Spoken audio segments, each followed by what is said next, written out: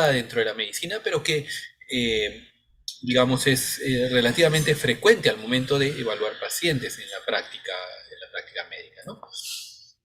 Muy bien, entonces, antes de ir propiamente a lo que son las enfermedades pulmonares intersticiales, tenemos que entender que el intersticio en realidad es una parte constitutiva de lo que es el parénquima pulmonar. Ustedes ya han tenido una clase de síndromes parenquimales, ¿no? Enfermedades que afectan al parénquima pulmonar y van a darse cuenta de que, bueno, es todo el espacio que involucra pues alveolos y las vías respiratorias de transición y finalmente de intercambio respiratorio. Entonces el parénquima pulmonar viene a estar compuesto por las células alveolares tipo 1, los neumocitos tipo 1, digamos, de revestimiento, las tipo 2, que son los productores de surfactante, y lo que da sostén a estas, digamos, a los alveolos, que es esencialmente el intersticio alveolar. Y donde destacan, digamos, hay una serie de proteínas constitutivas, como el colágeno, pero además hay células que finalmente pueden proliferar y eventualmente ser responsables de la patología. En este caso en particular, los miofibroblastos.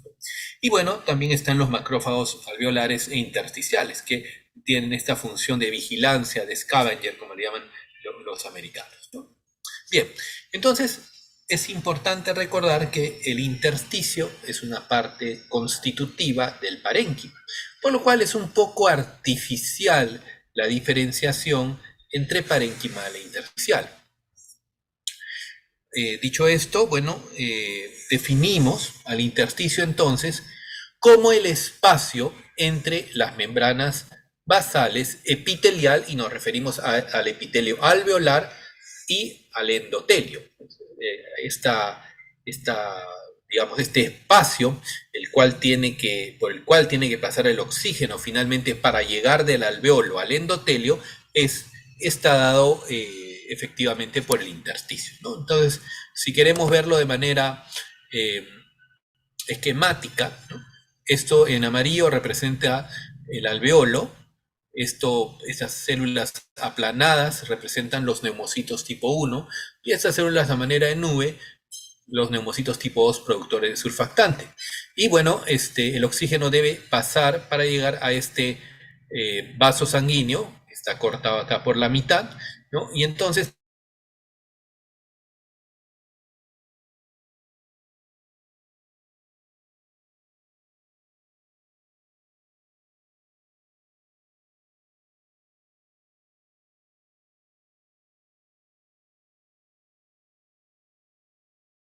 el intersticio y acá estas células en uso son los miofibroblastos que están presentes ahí. Muy bien, entonces ya sabiendo lo que es el intersticio, entonces ya podemos calificar a qué denominamos enfermedad pulmonar intersticial difusa. Y esto es lo que ustedes van a escuchar muchas veces en el hospital cuando pasen visita como el EPID, ¿no? Enfermedad pulmonar intersticial difusa, ¿no? Que es esencialmente un grupo heterogéneo de enfermedades, ¿no? En donde su denominador común es atacar predominantemente al intersticio.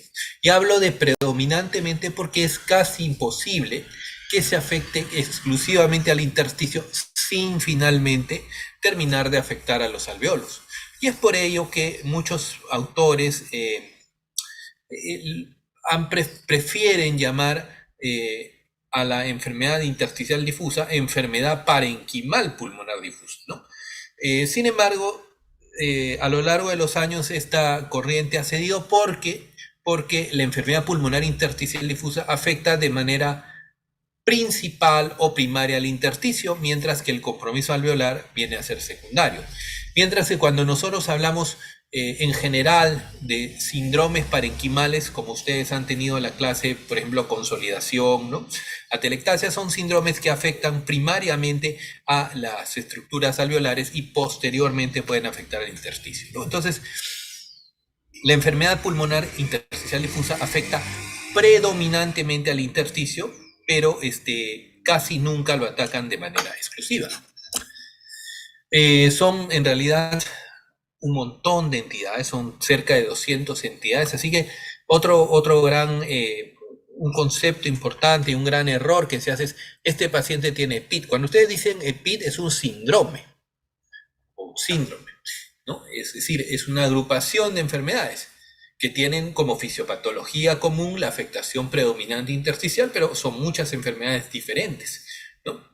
Y como les repito, su denominador común es esta afectación intersticial, que lo que va a generar es disminución de la distensibilidad pulmonar, o sea, tenemos un alveolo que está encerrado en un intersticio con mayor cantidad de producción de células y finalmente fibrosis, y esto va a hacer que sea difícil la apertura del alveolo frente al intersticio fibrótico, y esto va a llevar a este sonido característico al final de la inspiración. Al tratar de abrirse el alveolo frente a este intersticio fibrótico, va a generar un crepitante seco, ¿no? que suena como, a manera de velcro, por eso se denominan crepitantes tipo velcro, recordando que el velcro es, en términos coloquiales, el pega-pega, ¿no? O cuando ustedes tienen su tensiómetro, cuando se abren las hojas del tensiómetro, ese sonido, esa crepitación seca, es lo que se conoce como crepitantes velcro. Muy bien, entonces, ¿cuáles son los elementos de la historia clínica que nos interesan a efectos de catalogar a un paciente con enfermedad pulmonar intersticial difusa? Ahora, siempre recordar que el término de enfermedad pulmonar intersticial difusa tiene mucha, se debe recurrir a la radiografía de tórax, cuanto menos, ¿no? Entonces, generalmente son pacientes en los cuales la combinación de anamnesis y hallazgos radiológicos nos dan el diagnóstico de enfermedad intersticial difusa. ¿Qué cosas tenemos que prestar atención al momento de desarrollar la historia clínica en estos pacientes? Bueno, primero, identificar si son enfermedades crónicas o agudas. Típicamente, la enfermedad intersticial difusa es crónica, casi siempre, ¿no? Y dentro de los síntomas principales, largamente el más importante, disnea de esfuerzo, ¿no? Entonces, los pacientes aparecen con una disnea habitualmente de tipo progresivo, que es el dato más característico de estas enfermedades, ¿no? Y muchas veces puede haber tos, ¿no? Y también puede haber ocasionalmente hemoptisis y dolor pleurítico. Tal vez la parte de antecedentes acá cobra especial importancia, ¿no? En particular, por ejemplo, en nuestro medio, la exposición a combustibles de biomasa, ¿no? Pacientes que cocinan, pues, o han cocinado durante muchos años con leña, ¿no? Con paja, con bosta, en fin. Eso se denomina combustible de biomasa, ¿no? Si hay exposiciones ocupacionales, ¿no? Por ejemplo, hay mucha gente que trabaja en tintes, que trabaja en gafitería, que trabaja en pintura, ¿no? Que tiene una exposición ocupacional crónica importante, ¿no? Si ha habido tuberculosis previamente, recordar que la tuberculosis nos da un patrón de fibrosis, fibrotórax, no es enfermedad intersticial, pero es muy parecido, entonces forma parte del diagnóstico diferencial, ¿no? Si hay enfermedades difusas del tejido conectivo, ¿no? Artritis reumatoide, lupus, esclerodermia, dermatomiositis, etc. Y hoy en día tenemos que hacer la pregunta de si el paciente ha tenido COVID-19, y eso vamos a ver por qué, pero es importante, sobre todo, aquellos pacientes que tuvieron COVID y que requirieron oxígeno, ¿no? Más aún si es que estuvieron en ventilación mecánica, por ejemplo, ¿no? Entonces, el COVID, la secuela pulmonar crónica del COVID puede ser indistinguible de una enfermedad intersticial difusa. Así que siempre COVID con requerimiento de oxígeno, de cuidados intensivos, son pacientes que muchas veces tienen secuela pulmonar que puede ser muy sugestivo de enfermedad intersticial difusa, ¿no? Muy bien, entonces esos son los datos que tenemos que recoger en la anamnesis, ¿no? En el examen físico, básicamente lo que vamos a encontrar son signos asociados a disminución del volumen pulmonar y de la capacidad de expansión de este tórax, que está pues frente a o sea, el tejido elástico, digamos que le da soporte a los alvéolos, es reemplazado por un tejido fibrótico poco expandible, ¿no? Y eso va a ser evidente finalmente al examen físico, ¿no? Entonces vamos a encontrar a la inspección, a la palpación, vamos a encontrar disminución de la amplexación, ¿no? A la percusión vamos a encontrar una disminución del área de percusión pulmonar y de lo que se denomina excursión pulmonar. ¿Qué quiere decir este término de excursión pulmonar? Quiere decir que nosotros percutimos y cuando el paciente inspira, el área de percusión normalmente aumenta, ¿no? Pero en estos pacientes no ocurre esto. Y finalmente, tal vez el elemento más importante en este diagnóstico es la auscultación de crepitantes secos tipo velcro, ¿no? En el examen físico hay que ver también otros signos adicionales. Si encontramos signos pleurales, recuerdan ustedes, por ejemplo, una disminución bien localizada del murmullo acompañada de egofonía y soplo pleural, nos harán sospechar pues de un derrame pleural asociado. Y ahí deberíamos plantearnos la posibilidad de enfermedad reumatológica o asbestosis que suele cursar con exudados pleurales. La presencia de hipocratismo digital también es muy importante, ¿no? Hoy veíamos, por ejemplo, un paciente, ¿no?, que hablaba de una historia relativamente corta, sin embargo, al momento de examinarlo, tenía hipocratismo digital, lo cual nos habla de una enfermedad ya con algún tiempo de evolución. Y finalmente tenemos que ver manifestaciones extrapulmonares, incluyendo signos sugerentes de enfermedad difusa del tejido conectivo. Sinovitis, es decir, aumento de volumen de las articulaciones con aumento de la temperatura, ¿no? La presencia de vasculitis cutánea o la presencia de compromiso renal que nos pueda sugerir también la presencia de enfermedad reumatológica asociada, particularmente el lupus, ¿no?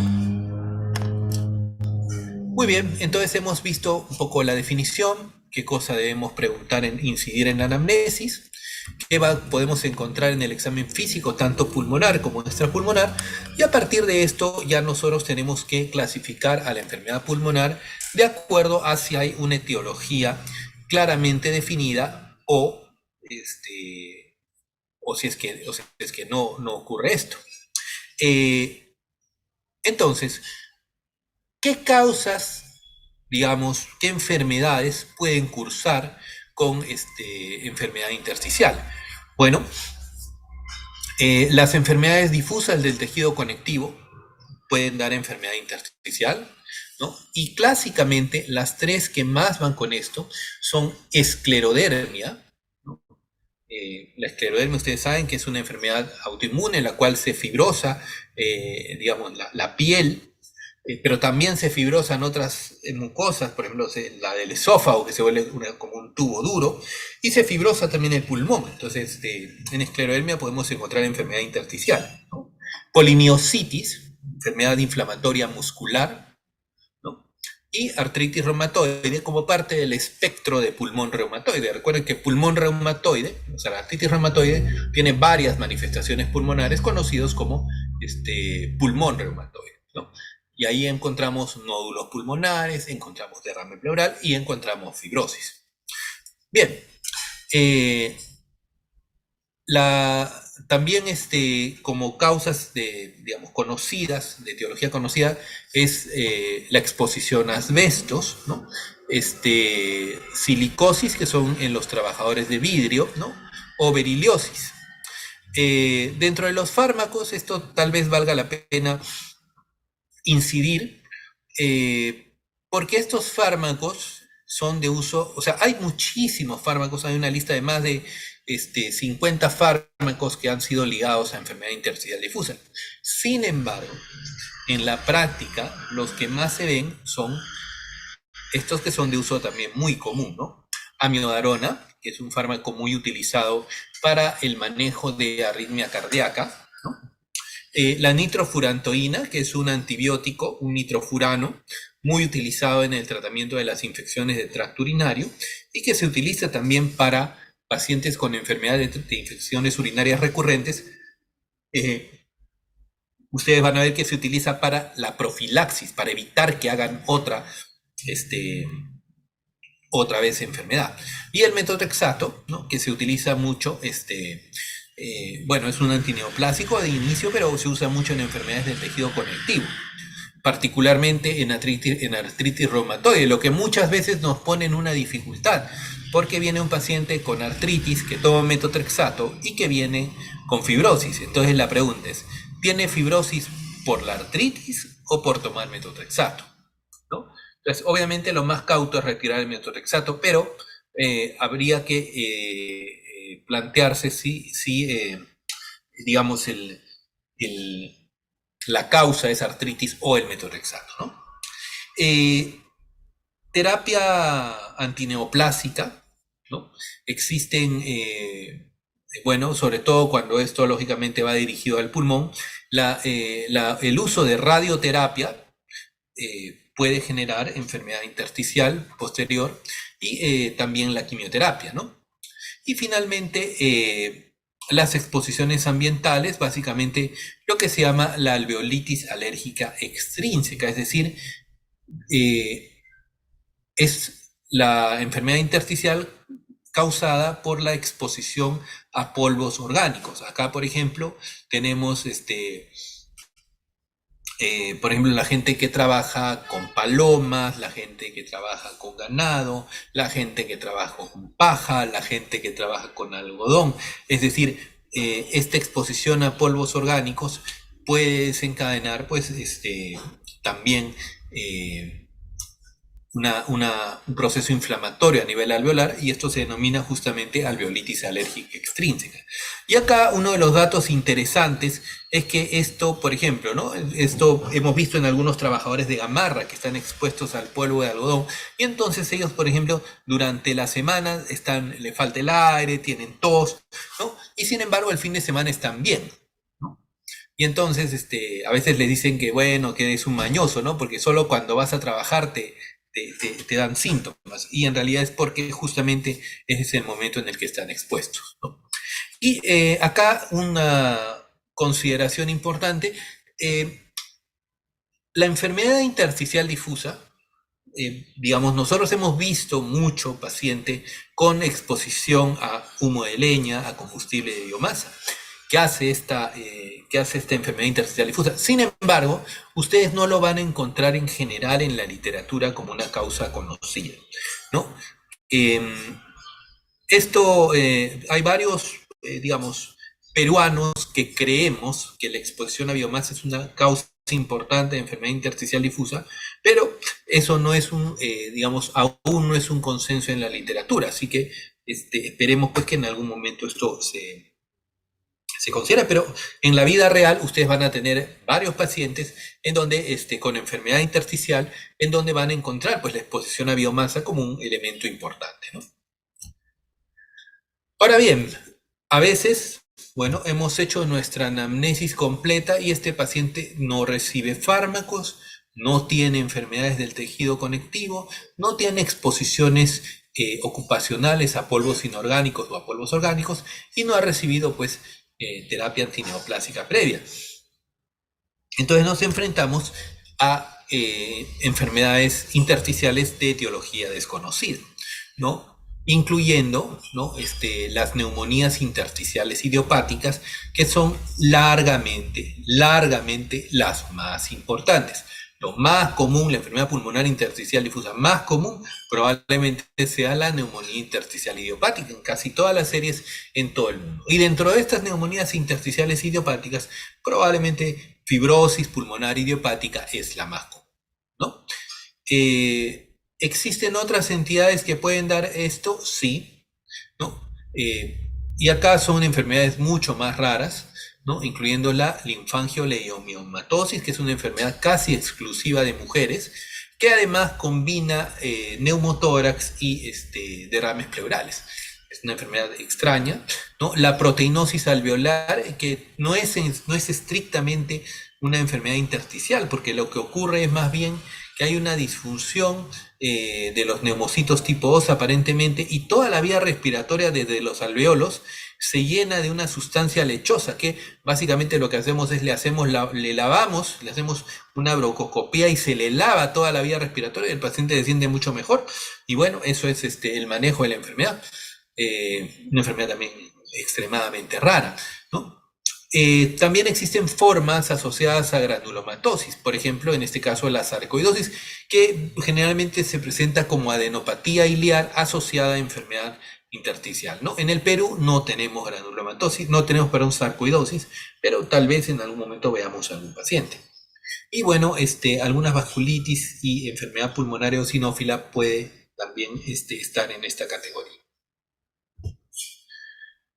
Muy bien, entonces ya nosotros hemos planteado, el paciente viene con un cuadro de generalmente subagudo, crónico, disnea de esfuerzo, una radiografía con infiltrados intersticiales. Bueno, ¿qué más podemos hacer, no? Además, lógicamente, de la radiografía de tórax, que es nuestro caballito de batalla, y a partir de la cual habitualmente planteamos nuestros diagnósticos, ¿no?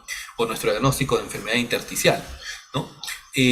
La tomografía espiral multicorte de alta resolución, que ha un poco revolucionado el diagnóstico o ha cambiado notablemente los criterios diagnósticos para fibrosis pulmonar, que como vamos a ver en un momento. El análisis de gases arteriales también tiene cierta utilidad. La espirometría digamos, no nos ayuda para establecer un diagnóstico, pero sí que nos ayuda para definir que el paciente tiene digamos, una condición restrictiva más que obstructiva, ¿no? Y refrenda nuestro diagnóstico de enfermedad intersticial, ¿no?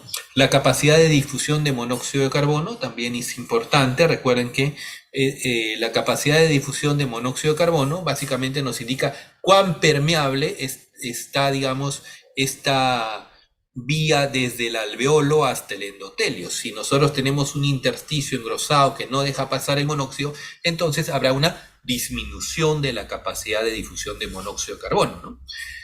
Y la pletismografía, que básicamente es un examen que nos ayuda a determinar volúmenes pulmonares, y lo que vamos a encontrar es una disminución del volumen pulmonar de estos pacientes.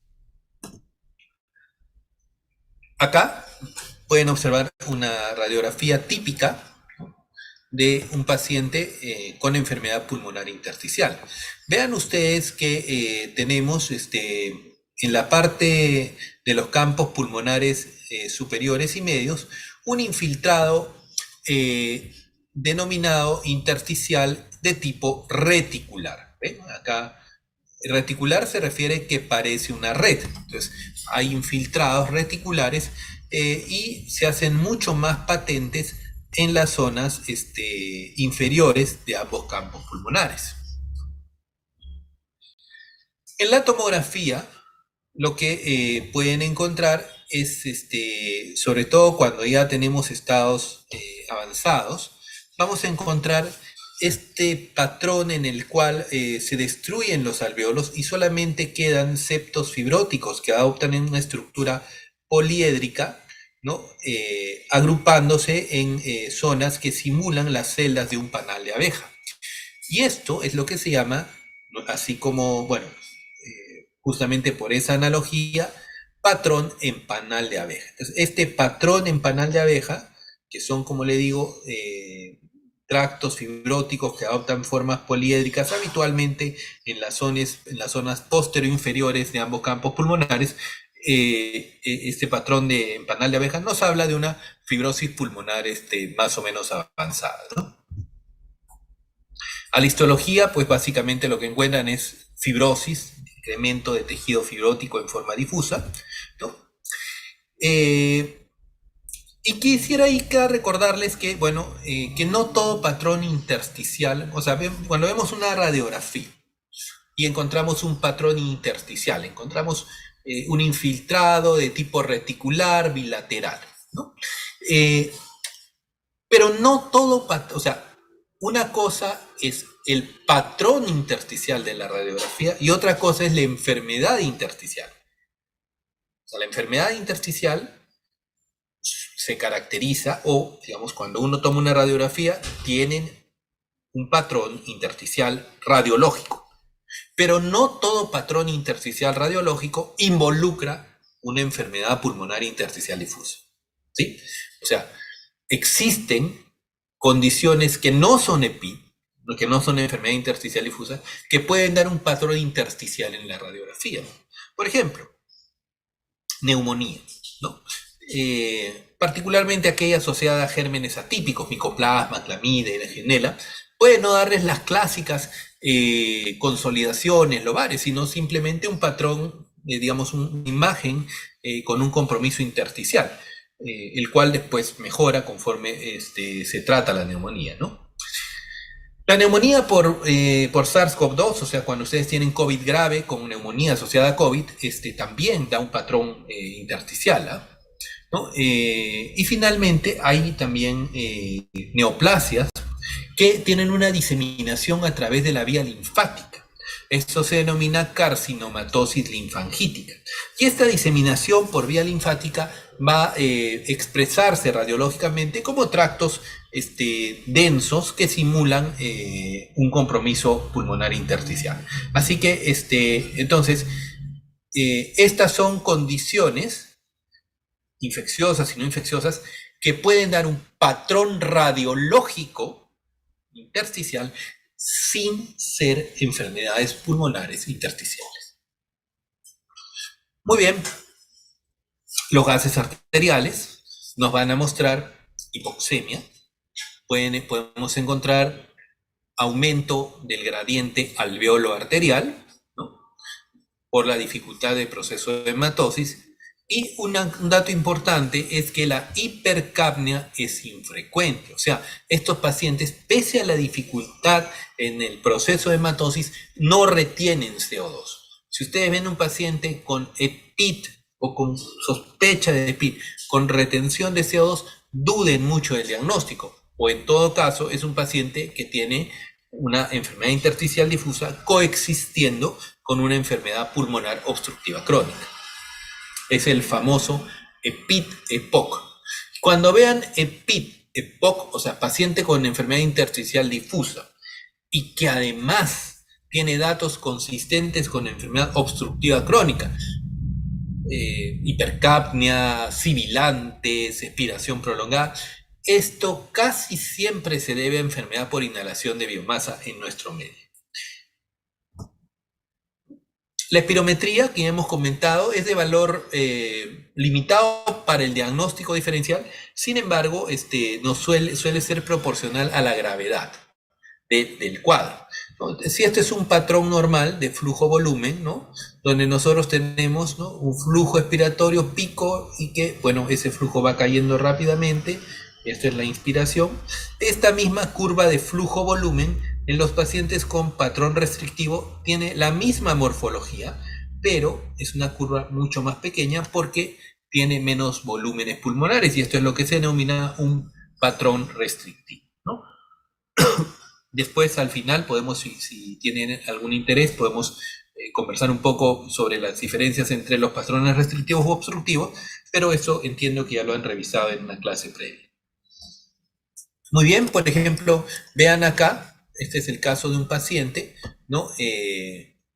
Donde ven ustedes que la capacidad vital forzada, o sea, el volumen que puede botar en litros, está marcadamente disminuido, es el 54% del predicho, ¿no? Entonces es un patrón de tipo restrictivo, ¿no? Mientras que, y bueno, este volumen expiratorio, una de las maniobras que usamos es dar broncodilatadores. Si esto mejora, quiere decir que había obstrucción bronquial. En este caso, no hay mejora con el broncodilatador, ¿no? Entonces, se califica como un patrón restrictivo sin respuesta a broncodilatador, que es enteramente consistente con enfermedad intersticial, ¿no? Muy bien, ahora vamos a conversar tal vez sobre el diagnóstico más frecuente cuando uno se enfrenta a enfermedad intersticial difusa, en general de progresión crónica. En el contexto de no encontrar pues algo claramente definido que lo explique. Y estamos hablando de las neumonías intersticiales idiopáticas, las cuales corresponden a un grupo heterogéneo de enfermedades y van a dar diferentes grados de inflamación y fibrosis. Y recordando que a pesar de que el intersticio es el sitio primario de injuria, sin embargo terminan afectándose espacios aéreos, vías respiratorias y vasos sanguíneos, ¿no? De modo tal que la enfermedad acaba afectando todo el parénquima pulmonar, digamos, circundante. Y en el año 2013 se hace una clasificación de todo esto. Ha tenido mucho debate porque cada quien descubría una y la clasificaba como quería, y entonces básicamente la Asociación Americana de Tórax y la Sociedad Europea Respiratoria hacen un consenso para digamos, ponerse de acuerdo. Y esto lo hicieron en el año 2013, y entonces, digamos, clasifican a las neumonías intersticiales. Hay una serie de clasificaciones, hay como 50 entidades acá, pero vamos acá solamente a poner las que son, digamos, relativamente comunes, ¿no? Y estas se dividen en formas crónicas, agudas y asociadas a tabaquismo, ¿no? Las formas crónicas, que es largamente la más común, y dentro de ellas la más común es la fibrosis pulmonar idiopática, ¿no? Siendo menos frecuente la neumonía intersticial no específica. Las formas agudas, es decir, pacientes que vienen con infiltrados agudos, con insuficiencia respiratoria grave, rápidamente progresiva, podemos encontrar a las neumonías intersticiales agudas y a las neumonías criptogénicas en organización, ¿no? Mientras que existen un grupo de enfermedades intersticiales asociadas a tabaquismo, ¿no? Incluyendo a la bronquiolitis respiratoria y a la neumonía intersticial descamativa. Muy bien, entonces, dentro de todas estas, probablemente el 70-80% sean fibrosis pulmonares idiopáticas. Así que vamos un poco a referirnos a esta condición, que es largamente la neumonía intersticial idiopática más frecuente. Entonces, generalmente, bueno, esto se presenta en adultos, típicamente por encima de los 60 años, ¿no? Excepto en aquellos casos con antecedente de fibrosis pulmonar, porque hay una forma, digamos, de herencia autosómica dominante, de modo tal que estos pacientes podrían tener, podría haber, o sea, si un paciente, su papá ha tenido fibrosis pulmonar, este paciente puede desarrollarla un poco más temprano. Pero los casos sin antecedente familiar típicamente están por encima de los 60 años, ¿no? Los pacientes pueden ser sintomáticos o asintomáticos, porque muchas veces esto se descubre dentro de la búsqueda de chequeos ocupacionales, por ejemplo, ¿no? Sin embargo, para que el paciente sea sintomático, habitualmente tiene más de 60 años, ¿no? La radiografía o la tomografía nos muestra patrón de fibrosis pulmonar y un aspecto bien importante, por ejemplo, si ustedes leen el Harrison, el último, o el Argente, qué sé yo, o cualquier libro de clínica, va a decir que uno necesita, por ejemplo, hablan de la biopsia transbronquial, en fin, pero en la mayoría de casos, una buena tomografía de alta resolución nos puede confirmar el diagnóstico sin necesidad de biopsia pulmonar. Y esto es un cambio mayor que ha habido con el advenimiento de la tomografía espiral multicorte. De hecho, el año 2018, o sea, el año 2018 han cambiado las guías para diagnóstico. Hace unos años nosotros teníamos criterios diagnósticos mayores y menores, en fin, ahora ya no. Ahora lo que se tiene es básicamente pacientes por encima de los 50, 60 años con disnea progresiva, con una radiografía con patrón intersticial, en que hemos excluido exposiciones ocupacionales, fármacos o enfermedades del tejido conectivo, y hacemos una tomografía multicorte, ¿no? De alta resolución, ¿no? Y entonces si nosotros tenemos un patrón, ¿no? En la tomografía de UIP, UIP significa neumonía intersticial usual, que es el correlato histopatológico de la fibrosis pulmonar idiopática. Entonces, si la tomografía nos dice, esto tiene un patrón sugerente de neumonía intersticial usual, no se recomienda nada más, con eso es suficiente. Solamente cuando el patrón no es diagnóstico, o sea, cuando la tomografía es equívoca o no concluyente, entonces es posible plantear la posibilidad de hacer una broncoscopía con lavado bronquial, considerar la posibilidad de una biopsia pulmonar a cielo abierto o una biopsia transbronquial, pero para la mayoría de casos, ciertamente la tomografía nos da el diagnóstico en la mayoría de casos. Y esto es un cambio muy, muy importante con respecto a lo que se hacía hasta hace 10 años, ¿no? Ahora, otro de las cosas que han cambiado en los últimos años es que se creía que la fibrosis pulmonar era una enfermedad solamente de progresión lenta pura, pero se ha descubierto o ya se considera, ya se tiene digamos, el conocimiento de que la fibrosis pulmonar puede exacerbarse, puede hacer episodios agudos, exacerbaciones agudas, ¿no? Y esto puede contribuir al daño de la enfermedad. Y esto es, por ejemplo, un caso muy ilustrativo, donde ustedes ven acá, estos son cortes tomográficos, este es un paciente, ¿no? Ven ustedes el patrón intersticial, ¿no? A predominio de las regiones pleurales, y vean cómo posteriormente hace estas lesiones de acá. Esto se llama, estas lesiones donde se ve el parénquima, pero no se ve fibrosis, sino un compromiso agudo, ¿no?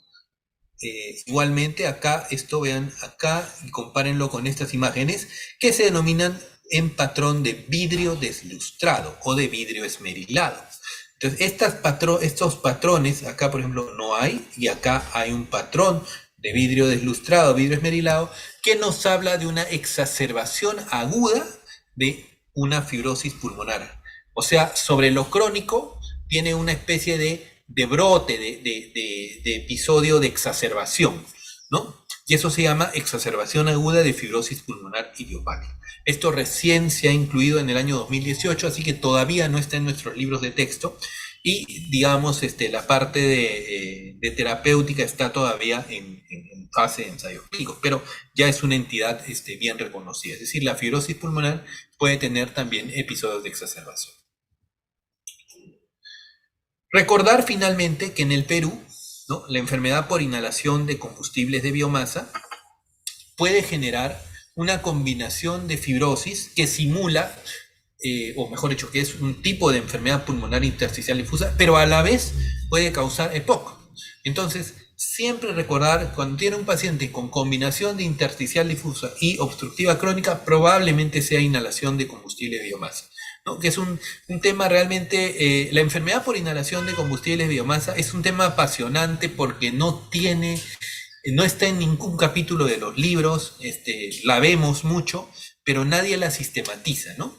Entonces, investigar, trabajar en esta condición es algo realmente interesante, que es una deuda pendiente del Perú para la clínica en general, ¿no?